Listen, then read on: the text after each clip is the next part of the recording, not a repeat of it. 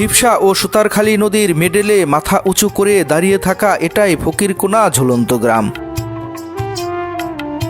2020 সালে প্রবল ঘূর্ণিঝড় আম্বানির জলোচ্ছ্বাসে কালাবগী গ্রামকে বিচ্ছিন্ন করে গড়ে ওঠা জলে ভাসা দ্বীপ।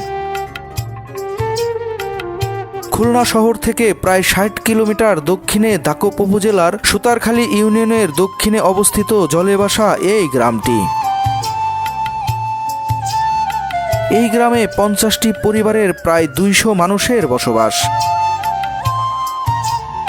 নদী বনের সাথে প্রতিনিয়তই সংগ্রাম করে বাঁচতে হয় জলে ভাসা এই মানুষদের। এক মুঠো খাবার কিংবা জীবন জীবিকার জন্য জীবনকে বাজি রেখে সুন্দরবনে মাছ কিংবা কাঁকড়া শিকার করতে হয়। যুগের পর যুগ এভাবেই জীবন মরণকে সঙ্গী করে বেঁচে আছে ফকিরকোনা গ্রামের মানুষ।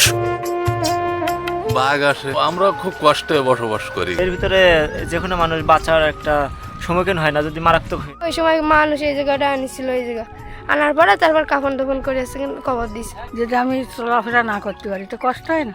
এইসব এই চালের কাঠ কুটু এই সমস্ত ধরিয়ে ঝুলি থাকে। সবাই এভাবেই পানি খায়, খাবার পানির অভাব এখানে। ও কুমুর সেদিনকেও ওই যাত্রা ভেসে এবার গেছে। আমার একটা ননদ দেয় ফণি ঝড়ে মরে গেছে, ডাক্তার ভাই নিতে পারিনি, কানবো শোক পালন করবো সেই টাইম আমার ছেলে ওই দিন হলো ফণি ঝড়িছে। না কোনো ইনকাম নেই, আর বাজারতে ওই বাড়িতেই খাবার জোর করে নিয়ে আসতে হবে।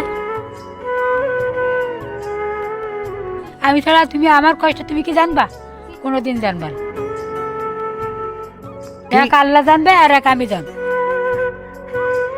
চাউলু না এবার নড়েছি বউতি, এবার ও চাউলু না ওই নড়েছি বউতি। কখনো কাঁকড়া ধরে, কখনো জাল, মাছ না পাইলেও চেষ্টা করে।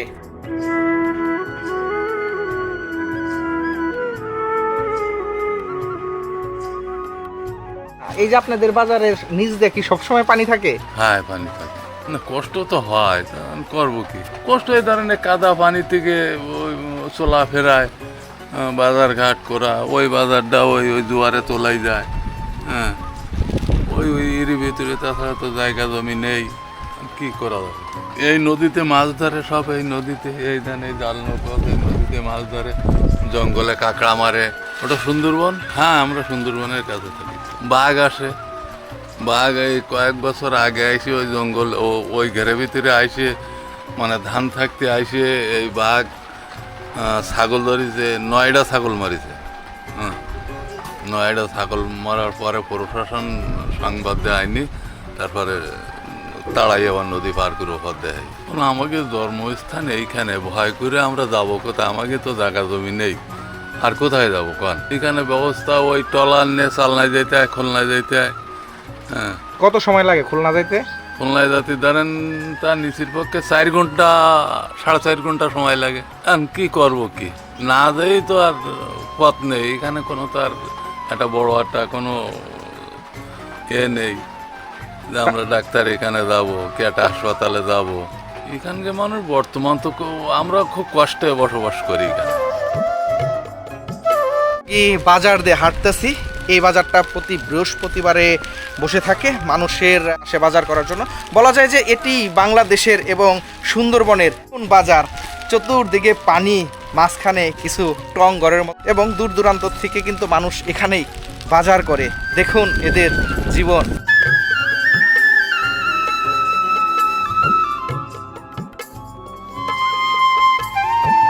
বন্ধুরা, আজকে সকাল থেকেই বৃষ্টি, যেখানে ঝুলন্ত গ্রাম রয়েছে সেখানে যাব।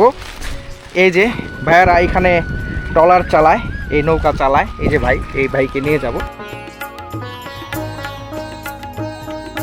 জীবন যখন যাচ্ছে, যাক আল্লাহ যেটাই নিয়ে যায় সেটাই আলহামদুলিল্লাহ। কিন্তু আমাদের এই যে নদীতে একটা, ওইটা আমরা বৈধ না, আসলে আমরা এমন কিছু চুরি করি না, কিন্তু ওইটা আমরা আমাদের জন্য একটা জীবিকা আরোহণ হয়ে যায়।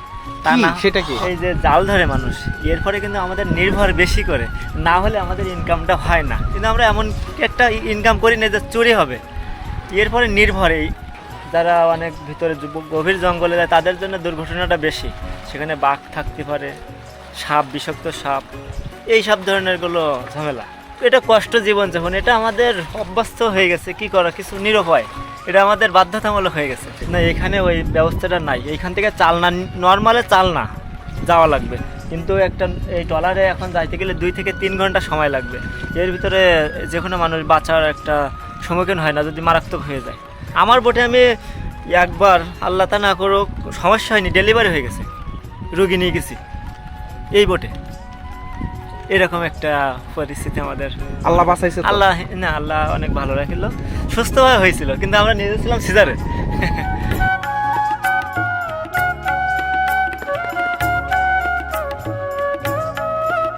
হ্যাঁ, আমাদের জন্য এটা শেষ গ্রাম। এরও দক্ষিণ হিসাব করলে ওই যে গাবুরা, পাতাখালি, ওদিকে আরও শেষ গ্রাম, কিন্তু আমাদের জন্য এটাই শেষ। হ্যাঁ, এরপরে আর কোনো গ্রাম নেই।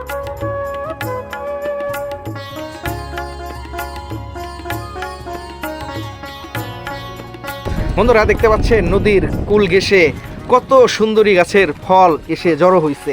এই যে আপনাদেরকে একটু দেখাই, রুবেল একটু দেখাও তো ভাই। এই যে দেখুন সুন্দরী গাছের ফল, এগুলা কিন্তু শুকানোর পর তারা জ্বালানি কাজেও ব্যবহার করে স্থানীয়রা। এটা এখন ভেজা, এটা যখন শুকাবে তখন তারা এটাকে জ্বালানি হিসাবে ব্যবহার করবে। সব জায়গা দিয়েই ভরে গেছে। আর এই যে যেহেতু সুন্দরবন খুবই কাছে, যার কারণে এগুলা এই পাড়ে এসে জড়ো হয়েছে। কালাবুগি ভাসমান বাজার থেকে ইঞ্জিন চালিত ট্রলার নিয়ে রওনা দিয়েছি ফকিরকোনা ঝুলন্ত গ্রামের উদ্দেশ্যে। শিবসা নদীর বুক 30 মিনিটের মধ্যে পৌঁছে গেলাম কলাবুগি ফকিরকোনা ঝুলন্ত গ্রামে। অবশেষে সেই দুর্গম কালাবুগি ঝুলন্ত গ্রামে প্রবেশ করেছি। দেখুন এখানে মানুষ কিভাবে বসবাস করে। আজকে এটি আপনাদেরকে দেখাবো কিভাবে মানুষজন এখানে পানির মধ্যে বসবাস করে।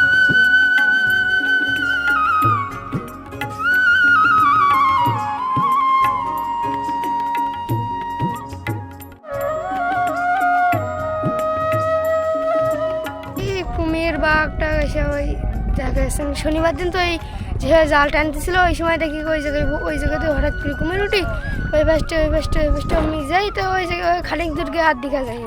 ওই একজনের ধরছিল ওই জায়গায় অফিসের ওই জায়গা থেকে, ধরার পরে সেখানে 3-4 দিন আগে ধরেছিল। তারপরে সেখানে দিন খোঁজাখুঁজি পরে মানুষ এসে নামাজ পড়তে দাঁড়াইছে, ওই সময় সেখানে ওই কুমির ওই মানুষের সেখানে ভাসি উঠেছে। তারপরে সেখানে ঈদের নামাজও পড়া হয়নি, ওই সময় মানুষ এই জায়গাটা আনিছিল, ওই জায়গা আনার পরে তারপর কাফন টাফন করে সেখানে কবর দিছে। এরপরে যায় মানুষ জাল টানটি ওই তাবিজ নিয়ে যায়, এর জন্য সেরকম একটা ক্ষতি করে।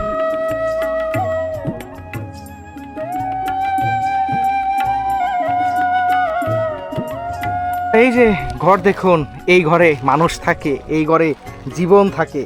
জীবন জীবিকার জন্যই মানুষ জীবনের রিস্ক নিয়ে, জীবনকে বাজি রেখে সুন্দরবনের পাশে এরকম ছোট্ট ঘর করে বসবাস করে। বন্ধুরা এই যে দেখুন এখানে কাঁকড়া ধরার ফাঁদ পাচ্ছে, এটা দিয়ে এই দাদু কাঁকড়া ধরবে।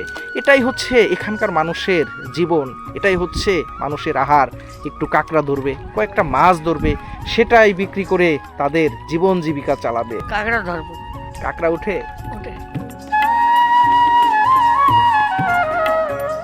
এই ডুব দেয় আবার জাগ দেয়, এই করে বসবাস করতে। এই এখন দেখেন এই সব বুড়ি গেল তো, বারণ যায়নি, এখন ছুটি যাইতে, এখন বারোতে কষ্ট হয় না। ঘর তো বারণ না পারলি, চলাফেরা না করতে পারলি কষ্ট হয় না। যদি আমি চলাফেরা না করতে পারি তো কষ্ট হয় না। চলে ওই খেওলা জাল দিয়ে খেমন মারি, ওই তার ঝাড় দুটো হয় তাই বিক্রি করি, আমরা কিনে খেতে খাই। খাবার সেখন হয় না। 2-5 বছরের মধ্যে জায়গা নেই। এই গ্রাম কি আপনার ওই গ্রামের সাথে অ্যাডজাস্ট ছিল? চলো কিভাবে আলাদা হলো? নদীতে এখন তো আলাদা হয়ে গেল, ভাঙতে নদী ভাঙা। এখন আর ভাঙা না, কিন্তু আগে ভাঙি হয়ে যাচ্ছে, একতাই যাচ্ছে না। তো মানে না গাড়ি সব আসতো এইখানে, মোটরসাইকেলে সব আসা যাওয়া করতো।